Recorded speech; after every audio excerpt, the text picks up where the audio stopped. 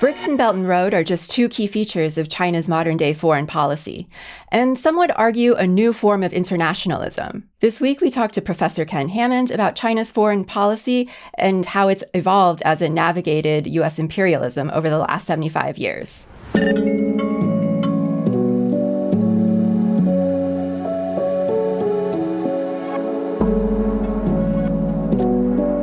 Welcome to the China Report, a news show produced in collaboration with Pivot to Peace. Every week, we'll be helping you sort through the propaganda with an independent view of the country that we're taught to hate, but know so little about. I'm one of your co-hosts, Amanda Yee. This is my co-host, KJ Noh. KJ, why don't you get us started with this week's headlines? Chinese researchers revolutionize rare earth metals mining with electrokinetic technology. Chinese researchers Jian Shizhu and Hongping He at the Guangzhou Institute of Geochemistry at the Chinese Academy of Sciences have developed an eco-friendly method for extracting rare earth elements using electrokinetic mining.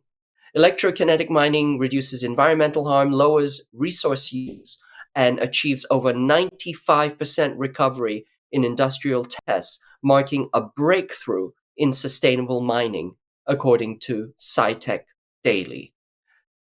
Electrokinetic mining is a novel technique which uses a low-voltage electrical field to induce the migration of a lixiviant, a metal-specific soluble agent, to recover metals. This new revolutionary process allows greater recovery of metals from lower-grade deposits with significantly less environmental impacts. Zhu and her study demonstrated a 95% element recovery rate while shortening mining time by 70%, electricity savings of 60%, and a 95% decrease in lixiviant emissions. Rare earth elements are key enablers of a transition to a decarbonized society, and this technology breaks new ground for sustainable transition. On Friday, Wu Xiuying, a survivor of the Nanjing Massacre, passed away at the age of 92. This was just days after another survivor of the massacre, Ai Yingying, passed at 97. This brings the number of living registered survivors of the massacre to 30, according to China's Memorial Hall of the Victims in Nanjing Massacre by Japanese invaders. On December 13, 1937, Nanjing, capital of then Republic of China, fell to Imperial Japan. The occupiers then committed one of the worst atrocities in human history, an atrocity that author Iris Chang called the Forgotten Holocaust. Chinese men, women, and children were brutally raped, tortured, and killed.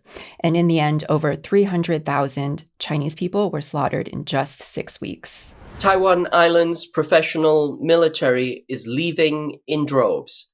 Taiwan's military is suffering personnel shortages as professional soldiers and officers leave the military, often paying a fine to be discharged. In 2020, 401 troops applied to leave. In 2024, that number quadrupled to 1,565 troops. The U.S. legislature and the Taiwan Enhanced Resiliency Act, signed in December of 2022, created the structures and procurement to weaponize the Taiwan military for war against China. This included $10 billion of foreign military financing grants, along with plans to micromanage and micro-audit Taiwan's military. Contemporaneous with this, the length of Taiwan's conscription was increased threefold. However, the professional officer class are voting with their feet, opting not to participate in the U.S. plans for war against their Chinese kindred across the strait. With the TikTok ban seemingly imminent on January 19th, its users in the U.S. have flocked to Chinese app Xiaohongshu, propelling it to the #1 downloaded spot on the App Store.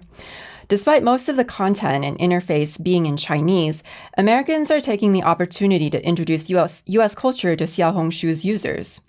A tweet that had gone viral on X even showed some of the Chinese users on the app asking newly arrived Americans to help with their English homework.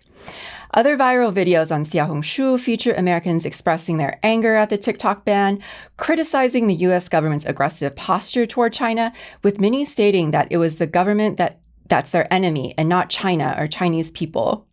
Xiaohongshu is an e-commerce and social media platform similar to TikTok and Instagram. The name literally translates to Little Red Book in reference to Mao's Book of Quotations, though it's often just referred to as Red Note in English. This week, we're excited to have on returning guest Professor Ken Hammond to discuss his new book, China and the World, which looks at China's foreign policy and its relation to U.S. imperialism over the last 75 years. Ken is a professor of East Asian and Global History at New Mexico State University. Ken, welcome back to the China Report. Hey, delighted to be here today. Well, Ken, congratulations on the publishing of your new book. I read it over the holidays, and I think it's a really important read, and I think our viewers would really find it helpful to understand modern-day China. Basically, the book is split into 3 different sections, each dealing with China's foreign policy during that time, right? So the first part discusses foreign policy during the Mao era, 1949 to 1976. The second part discusses its foreign policy during and after Deng's reform and opening up period. So that period between 1976 and 2010. And then the third part discusses China's foreign policy from 2011 up until today, with the key turning points of Obama's pivot to Asia and Xi Jinping's leadership of the CPC. And obviously, that's a lot to cover, and we won't be able to cover all of it today.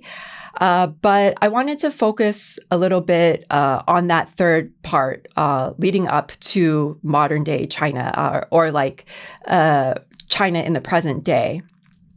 But before that, I think we need to give a little bit of a background. And for a long time, I think that China's foreign policy in relationship to U.S. imperialism can be summed up by the quote, and you have this in the book, this quote by Deng Xiaoping: "We need to bide our time and build our capabilities." In other words, China needed to maintain a low profile while receiving technology and investment from the United States, and at times even adopting what some would say a posture of accommodation to U.S. imperialism and capitalism. And that's what granted China the ability to quietly build its economy while allowing the U.S. to believe that it was the one leading everything, right? That it was the one running the show. So one of the key turning points for this, and this happened before Deng's leadership of the CPC, was in 1972, and that was when this was the key meeting between Mao, Nixon, and Zhou Enlai in China. The end result of this was the Shanghai Communique, which would become the basis for diplomatic relations between the U.S. and China. As part of this, the U.S. acknowledged the One China principle, that Taiwan was part of China and the matter of Taiwan was to be settled by the Chinese people and the Chinese people only, without any kind of outside interference. So I think that's a good starting point. So can you speak on the significance of this meeting and how it was a key turning point in China's foreign policy and its relationship to the U.S. and, what it opened itself up to after that? Sure. I think that, the image that we see of that with President Nixon coming down the staircase from Air Force One there at the airport, at Capitol Airport in Beijing. And when he gets to the bottom, he immediately extends his hand to shake Zhou Enlai's hand. And this was one of the great sort of ritual moments or ritual gestures, because back in the 1950s, when Zhou Enlai had been in Geneva for the negotiations around Vietnam and the Korean War and all that, very famously, the American Secretary of State had refused to shake his hand. And so when Nixon does this, it's a gesture that I think was very important for the Chinese and also important for people around the world to see. It's a critical turning point. Before that, as you say, the first, say, 30 years of the People's Republic, certainly 25 or so, 30 years, China's foreign policy was very circumscribed in large part because of the hostility of the United States. American imperialism, of course, blockaded the Taiwan Strait and supported Chiang Kai-shek's martial law regime on the island, and of course, fought against the Chinese as well as, of course, the Korean people on the peninsula in the early 1950s. So there was this tremendous attitude of hostility, that was partly part of the Cold War, but also part of longer, deeper sort of Western racist attitudes towards the so-called yellow peril and all that. And then in 1972, this changes, and it changes for a variety of reasons that we talk about in the book, that have to do with shifting relationships between China and the Soviet Union, disagreements between these two socialist powers about the path forward in terms of development, and also about the relationship to people around the world. The Soviets had adopted an attitude, of course, of peaceful coexistence and all this, and the Chinese were still much more dedicated to a more internationalist, progressive kind of agenda. But Nixon, who was very interested, of course, in undermining the Soviet Union, from his point of view, the idea was, as they said, to play the China card. And the bottom line of all that was that this lowered the tensions dramatically between the United States and China, and it began a process which comes to fulfillment under Deng Xiaoping. But it began a process of China being able to open up to a broader range of outside engagements, not just with other countries in the socialist bloc, in say North Korea or in Vietnam or the Eastern European socialist states, but to now be able to begin to gain access to investment and technologies and other things from global capitalism, from some of the capitalist countries in the world. And that was a process that didn't really get into sort of high gear until Deng Xiaoping's period. But as we see, with these meetings with Nixon and Mao, Nixon and Zhou Enlai. Zhou Enlai, of course, was the major diplomatic leader for the Chinese during these years.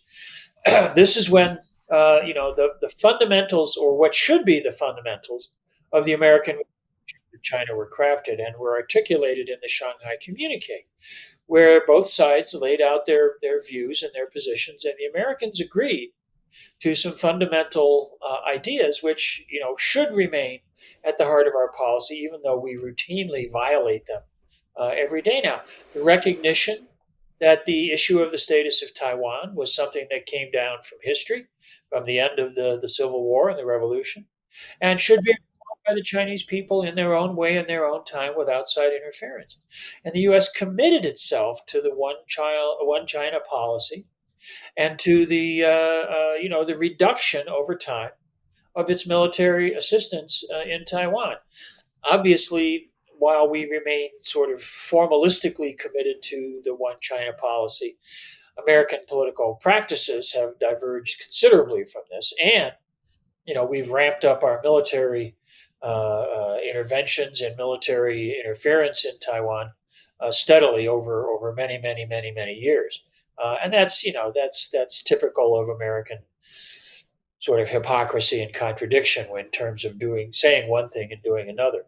But the 72 meetings and the Shanghai Communique and the subsequent normalization of diplomatic relations in 1979, these were very important steps. It made China safer, for one thing, and it was very much in their self-interest to do this. But it also, as I say, it set the stage for what becomes this second great era in Chinese internal development, but also China's relation with the rest of the world. Because in some ways, after Nixon's visit, China does begin to turn away from some of its certainly not its political commitment to socialism or its promotion of socialism internationally, but some of its more direct interventions in revolutionary struggles in other parts of the world. This was a difficult period for some people, in the West and in other parts of the world, to get a real grip on right away, because China was pursuing as China often does, a deep game, a long-term perspective on the necessity of, as you mentioned, making certain compromises or even accommodations in the short term to gain fundamental objectives in the long term. So I think we need to look at 1972 and the Nixon visit as such an important turning point. But just that, a turning point in an ongoing process, a long-term process that obviously continues to today and has gone through further developments and changes in more recent years. Yeah, so you mentioned that 1972 was this really important turning point, which really opened the door to Deng Xiaoping's reform and opening up period. And this was the period that, opened up China to foreign investment, technology, and eventually began to allow it to overcome its poverty and underdevelopment, right? But these sorts of reforms also introduced certain contradictions, unevenness in development, and along with that came this new kind of bourgeois or liberal ideology, and it produced a lot of these social forces that were hostile to socialism. And now you have this segment of society, particularly students and intellectuals, who increasingly looked westward to the United States and its institutions as this kind of aspirational political model, right? But that was part of the CPC at that time, understanding that this was the kind of tightrope that they had to walk in order to quietly, build their capabilities, build their economy.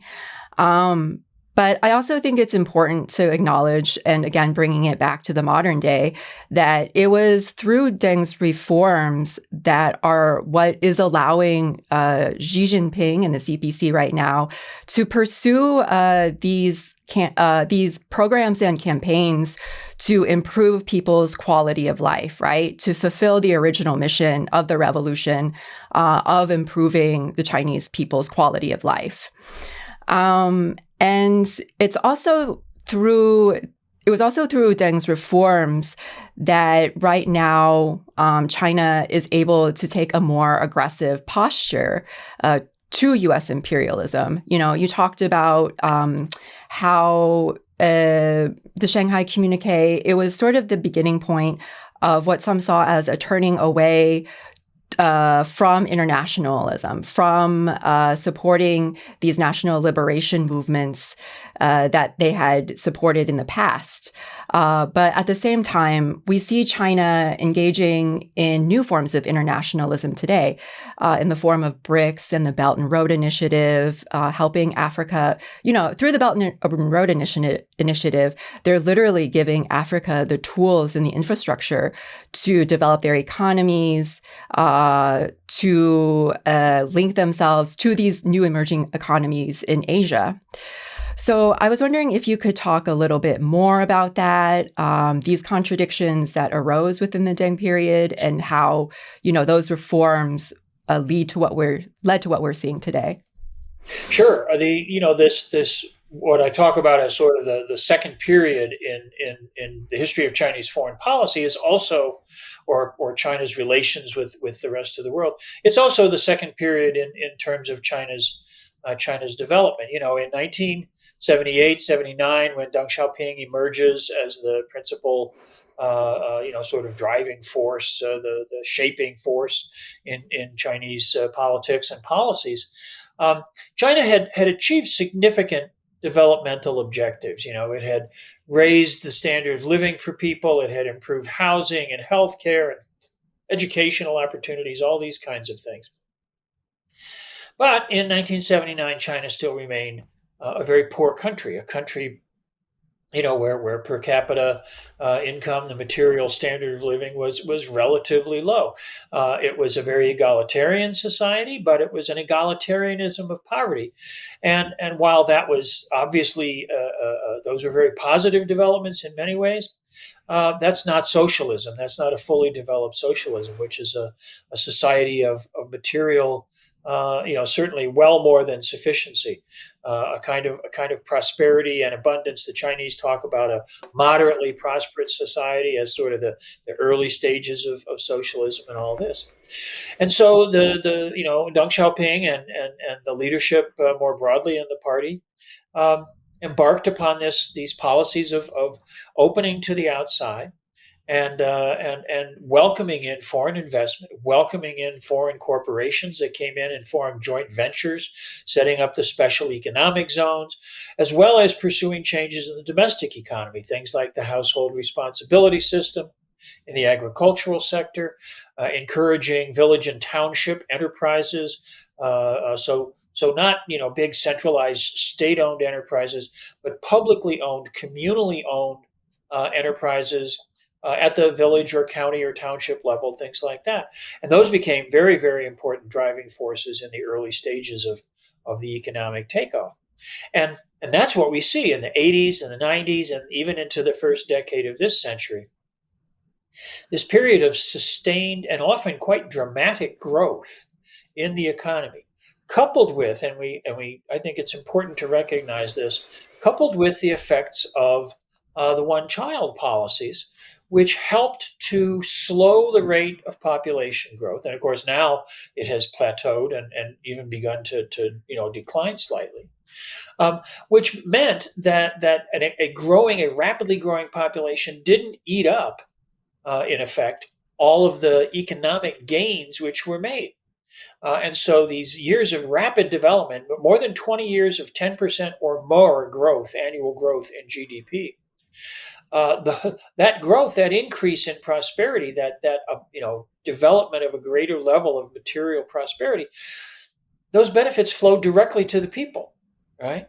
And that's important too, that although China in the reform period has allowed and tolerated the presence of private capital, that has not just been a sort of throw the door open, free market, let's let everything rip. It's been a carefully overseen, carefully guided process of development, and that also has gone through different phases. But I think that's a very important thing to bear in mind, that China decided to use market mechanisms to develop the economy, but not in a freewheeling kind of way. They've always emphasized and maintained the necessity of and the actual practice of the oversight of the Communist Party, the leadership of the state, and the use of the socialist system to develop not just wealth, but socially responsible accumulation, and the use of that to address social needs. But as you've noted, in that process there are contradictions that emerge. The use of market mechanisms, even with governmental oversight, markets do not achieve egalitarianism. Markets do not achieve an equitable distribution of goods. And so it's necessary for the state, guided by the leadership of the party, to be able to intervene and to be able to regulate and sort of buffer those ill effects. There was corruption, there was inequality, environmental stresses that emerged, and we all have seen the effects of that. But the potential for those contradictions was understood by the leadership, and although their calculation was that this was a cost, these were in effect costs of development that could be addressed in the future as the results of development accumulated. And that's exactly what we've seen. If you look at China today compared to even just say 10, 15, 20 years ago, I mean, from my own personal perspective, I lived in China a lot in the 80s and in the early 2000s. And the environmental gains that have been made are spectacular. You no longer get these terrible smog days and things like that, which were a real problem for a while. But now resources have been directed to address that problem. Since Xi Jinping came into power, of course, we've had the sustained anti-corruption campaigns, which have not 100% eliminated corruption in China, but have made tremendous gains in bringing that under control and fighting back against that. And of course, on the level of things like inequality, we've seen 800 plus million people lifted out of poverty, and the creation of what both in China and outside people often call a new middle class that itself is probably 500 million people. So these tremendous gains have been made, contradictions have been faced. And that has, now as successes have accumulated and social wealth has been accumulated, they've been able to redirect resources in ways that have met many of these challenges, both domestically and of course, as you mentioned, with things like BRICS and the Belt and Road Initiative, even sharing the fruits of that development. And I like having the fruit images here on the screen. Even sharing the fruits of that development uh, with the wider international community of poor developing countries. That's been the primary characteristic in many ways of China and the world in the current phase, in the phase that we find ourselves in, in let's say the last 15 years or so. Ken, I remember talking to some high-ranking Chinese policy officials. This was over 2 decades ago, and they said that we asked them about what they were doing in terms of policy, in terms of their economy, and they said that instituting capitalist reforms is like getting onto a wild horse. But the thing that he said was, we believe that we can tame this horse. And I think the historical record shows, their successes. I was just thinking of one thing. Robert Scheer had a discussion with one of the guests on this show, Megan Russell, and he badgered her, saying that, how could China be a workers' state when it didn't have, active unions, independent unions that were pushing against the government? And I think what, people like Robert Scheer fail to understand is that during the past 20 years, for example, manufacturing wages have risen tenfold. That is, the gains in profit, in productivity, have gone to the workers. During that same period, gains in the United States, manufacturing wages have risen twofold. Or if you want to take Korea, which is similar to China in terms of its economic dynamics, twice. So China has done 5 times. Workers in China have done 5 times better than workers in either South Korea or in the United States. And then if you take it back even further, if you take it back 4 decades, you realize that workers in China, manufacturing workers in China, have seen their salaries increase 130-fold. 130-fold, as opposed to the United States, where manufacturing workers have seen their salaries increase 4-fold. In other words, in China, you have seen a 33. You have gained 33 times more income than in the United States, and if you take into account inflation, it's essentially been a flat line. But I think these are some of the misconceptions that, from the Western standpoint, they think that unless they have, these kind of formal procedural institutions, that you are not getting, the kind of outcomes you want. When actually China or Chinese governance is performance oriented, it's outcome oriented. And if you look at the outcomes that you saw for workers, it's far, far better than anything that you have in the United States with or without unions. There's a fundamental sort of gap in the understanding, or maybe even the ability to understand, of Western politicians, Western sort of media pundits, and all this, because on the one hand they want to criticize China, or they want to attack China for being a socialist country, but they don't really understand what that means. And so when we hear things about, oh, this company or this individual, even, they're often denounced as having ties to the government, or ties to the Communist Party, or something like that, as if that's somehow inappropriate, as if that's somehow, I don't know, sneaky or underhand or something like that. When the reality is, as a socialist country, as a country that is led in many ways by the Communist Party, everybody is connected in some way. That's what socialism recognizes. That's what socialism means. And so, yeah, this idea, for example, in terms of talking about labor relations or things like that, that there aren't, as they like to call them, independent unions. What they mean is there aren't anti-government unions. There aren't anti-socialist unions. There aren't unions that want to, in fact, not promote the interests of workers, but to institute capitalism without any oversight or restraint. And of course, companies, there's the All China Federation of Labor. There are unions throughout China. It is it's not. We don't want to get into the idea, the sort of rhetoric that it's like a workers' paradise, but it's a state in which the interests of the working class are at the heart of everything that goes on. And so, you have. I mean, in this country, we certainly don't have a daily newspaper called Workers Daily, that is, one of the mass publications read by hundreds of millions of people every day, because the interests of workers are at the heart of everything that goes on. So yeah, this sort of divided consciousness that we don't like China being a socialist country, but we also don't understand in any way what that means.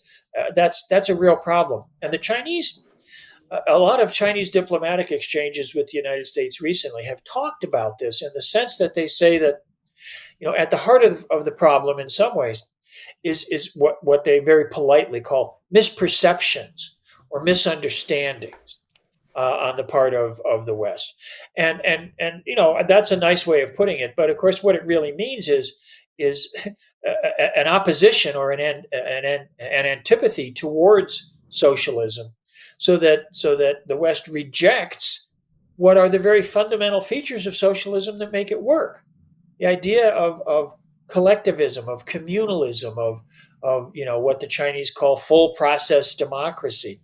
Again, as opposed, you talked about the labor situation, but electoral politics is another thing we see this with, because there aren't elections with anti-government, anti-communist parties running. That's seen as delegitimizing. Whereas, of course, as even Western polls show, support and approval for the government and the party runs from at least the mid 80% and up. That's just not a realistic assessment of things. Democracy in China, social engagement in China works very differently than here. It's not something that you do once every 2 or 4 years to go check a box on a piece of paper. It's something that draws hundreds of millions of people in to engagement and activism and things on all kinds of issues, all across the spectrum, from environmentalism to anti-corruption stuff to solidarity and working against poverty and things like that. There's just this wide spectrum of social and political engagement that it isn't of course perfect, and it isn't uniform, it isn't 100%, but vastly more levels of political consciousness, awareness, engagement, whatever you want to call it. We have to remember the Communist Party itself has 100 million members, active members. That's 1 out of every 7 or 8 adults in the country. It's a very high level of political engagement. So I think that you really hit on a kind of key touch point there. Yeah. And I think, just kind of staying with that point, this notion of performance legitimacy, that we are looking at outcomes. Legitimacy comes from performance and outcomes, which ties into China's meritocratic system. We promote and we nourish and we encourage performance. I think that is very deep inside Chinese culture. Just a few more, data points inside, this kind of common prosperity that I think China has done very successfully is that, the public wealth in China makes the country much more affordable and livable for workers. So we're talking about affordable housing, utilities, communication, medical care, insurance, food, groceries, transportation, free education, consumer goods, and free opportunities for recreation, sociality, and health maintenance. I think all of these things make life in China much more livable than they do in most of the advanced capitalist West. And people always are shocked when I tell them this, but 70% of Chinese millennials own their own home. That's twice the rate of the United States. And again, somewhere between 1996, somewhere in the range of 93% of Chinese households own their own home, most often without a mortgage. And Chinese workers have representation at all levels of government, including the highest levels. This is dedicated representation. So I think these are important, kind of factors to incorporate into any understanding of China. The other piece that I'll touch on, and again, this is anecdote, but it was fascinating anecdote. I spoke to some Chinese officials, and they said that no one who is a high official can actually serve office in the region where they grew up or in the region where they went to school. That they are all dispatched to a different county or province, and this is so that there are no ties of personal obligations that would impede them from doing their work objectively. I thought that was a fascinating process. And of course, it ties into the fact that there's high-speed rail that makes travel between provinces easy, and that officials can go home to their families on the weekends. But I was curious as to your thoughts about that. That's actually a deep sort of structural feature and tradition within Chinese public service. In the imperial state, and this was true for well over 1,000 years. The civil service had what they called the rule of avoidance, which meant that officials didn't serve in their home district, or even often in their home province, exactly for those reasons. Now, and again, of course, that didn't function perfectly then, and it doesn't function 100% perfectly now, but in terms of eliminating corruption or something like that. But it certainly it's again a kind of structural feature that demonstrates the commitment to, exactly as you say, to performance, to a kind of objective commitment to people doing their jobs, and not just to cronyism and things like that. And so I think that's one way in which, and only one way in which we see this kind of weaving together of elements of tradition with the more modern construction of socialism, to create as the Chinese like to say, the socialism with Chinese characteristics, which is what we have in the country these days. And KJ, we were talking a little bit earlier about in terms of these ideas of social engagement and sort of political activism or mobilization, whatever you want to call it, about some of the contrasts that we can see, again, east and west, between what goes on in China and things that we see here, especially in our country. In terms of things like responses to the wildfires in California, as opposed to the wildfires that took place in 2022 in Chongqing, or of course, right now we're seeing a tremendous response to this recent earthquake up in the Tibetan regions of Qinghai and Xizang. Where it isn't just a matter of a disaster strikes, and so people kind of sit back and watch the news and criticize their politicians or something like that. It's a situation where the Chinese people, because they live in a people state, they live in a socialist system where they're not only allowed, but they're encouraged, they're motivated to be engaged. They go out and they take care of each other.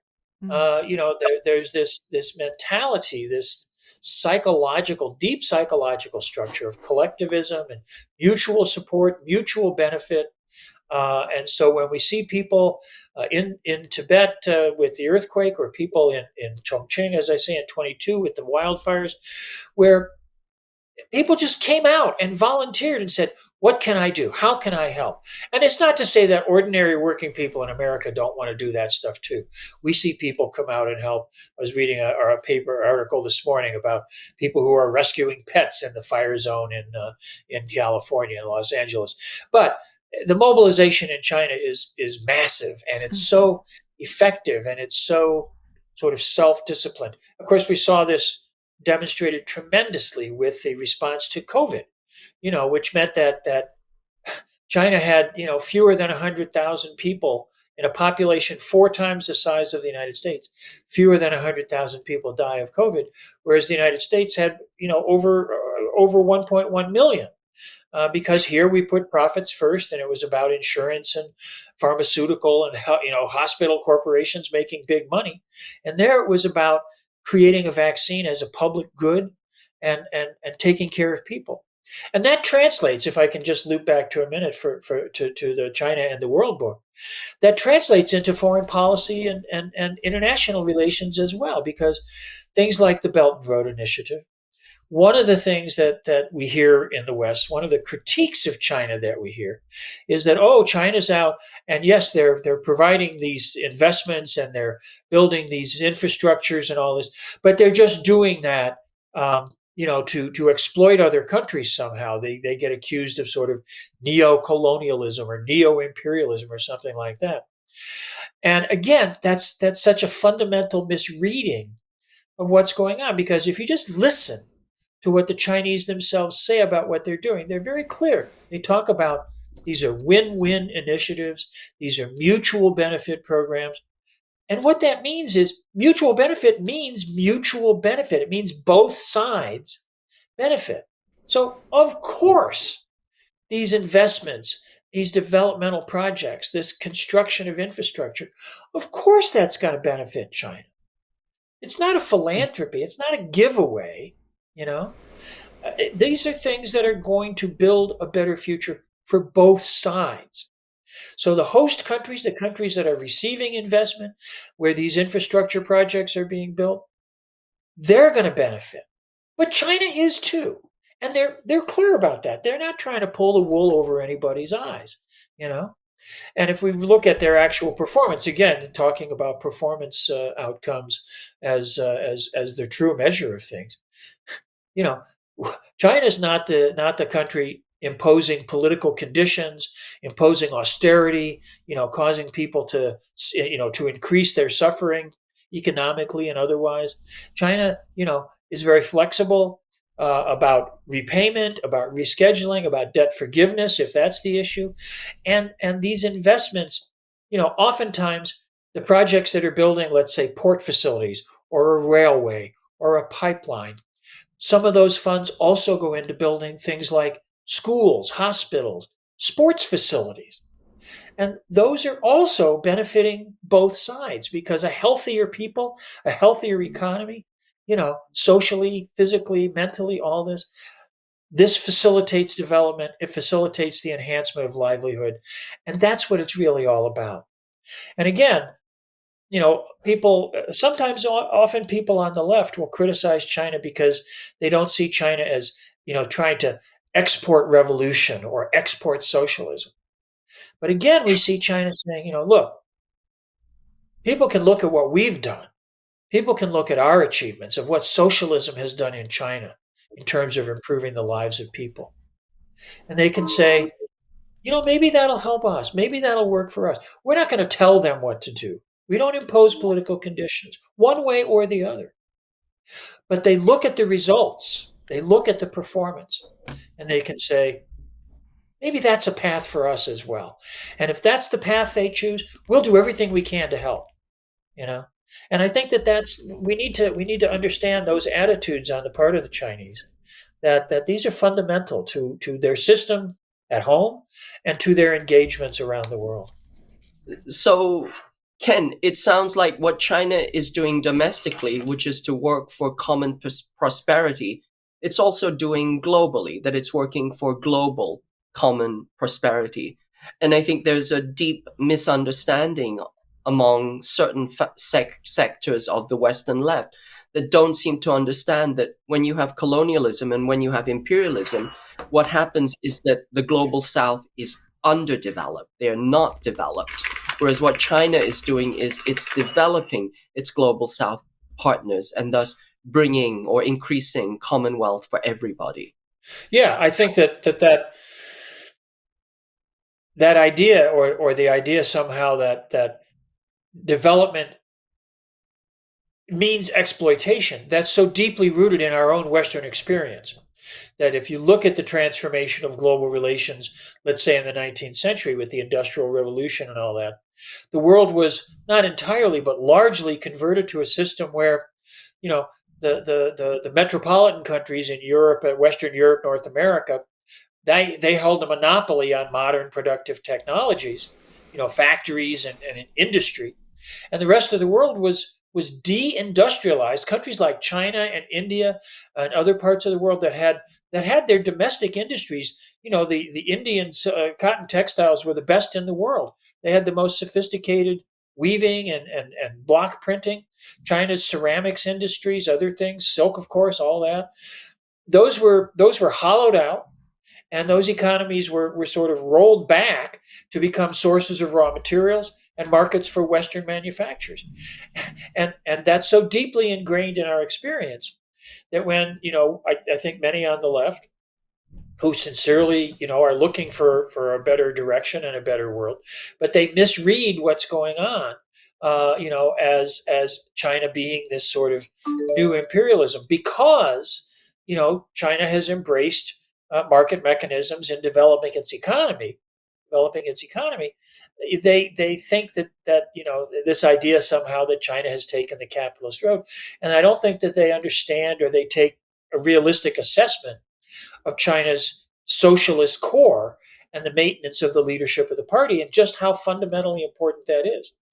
So that when we see in reality, if you go out and you look at development in places like Southeast Asia or Africa or Latin America, even some European countries like Italy and Serbia and Hungary that are taking advantage of this to advance their own agendas, their own developmental agendas. Again, it's that idea, as you say, of shared prosperity, common prosperity, mutual benefit, because China understands that as the rest of the world develops and prospers, that there'll be a flow back to China as well. China's development creates conditions where they can assist other countries, and the development of those other countries will create opportunities, for further development in China itself. So it's win-win. It's shared prosperity, mutual benefit, all these terms, which often get kind of treated snidely by Western commentators. Let's take them seriously. Let's take them at their real meaning and at what China actually does. And I think that when we do that, we see a very different reality, a very different picture than what is often presented to us either in the mass media or, sadly, sometimes even, as you say, on certain elements on the left. Absolutely. As we mentioned before in the show, there was a period where China's foreign policy adopted more of a posture of accommodation to U.S. imperialism and U.S. capitalism. But it looks like that period is coming to an end as China is becoming a little bit more assertive in its foreign policy and adopting these new forms of internationalism, helping other countries develop. But Ken, thank you so much for joining us again on the China Report. China in the World is the book that we were talking about today. You can check it out on 1804 Books. And Ken, we're so happy to have you. Thank you again. As ever, always happy to be here. Good to share some ideas.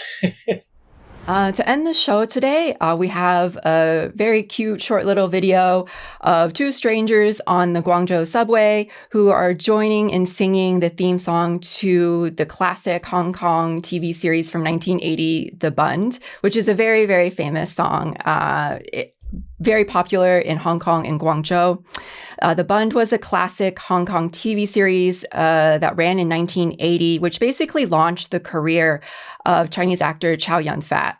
So the theme song was originally sung by Francis Yip and then later canto pop star Andy Lau when the series was adapted into the film Shanghai Bund in 1996. And that movie starred Andy Lau and Leslie Chung. And yeah, all Cantonese kids basically grew up listening to this song. So here it is. If you enjoyed this show, please make sure to like, share, and subscribe. And we'll see you next week on the China Report.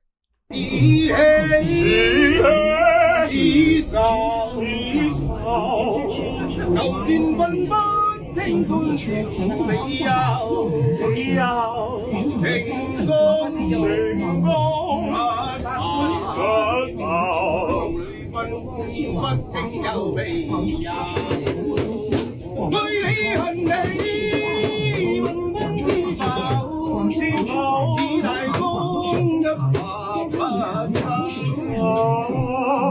轉天彎，轉天頭，亦未平。